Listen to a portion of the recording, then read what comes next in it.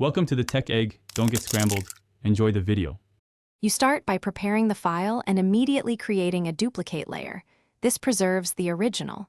Once the duplicate exists, add a layer mask filled with white so the image stays visible. Make sure your foreground is set to black and background to white because you will paint on the mask to hide and reveal. This first step sets up non-destructive removal. It lets you undo and refine edges without losing pixels, so proceed only after confirming the duplicate and mask are active. Now you execute the removal by painting directly on the layer mask. You paint black where you want pixels removed and white to bring them back, so work gradually.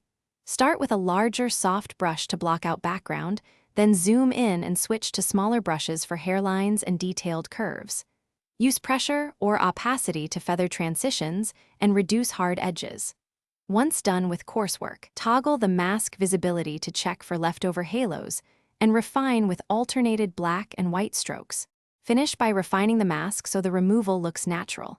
Apply a small Gaussian blur or use levels on the mask to soften or tighten edges and lower brush opacity for subtle blending. Make sure to apply the mask only if you are certain, otherwise keep it editable on the duplicate layer for future tweaks. If you need transparent output, export as PNG. If edges look wrong, the quick troubleshooting tip: undo to the duplicate, increase mask contrast, and rework the problematic area with a low opacity brush. Thanks for watching. Consider subscribing if I helped unscramble your problems.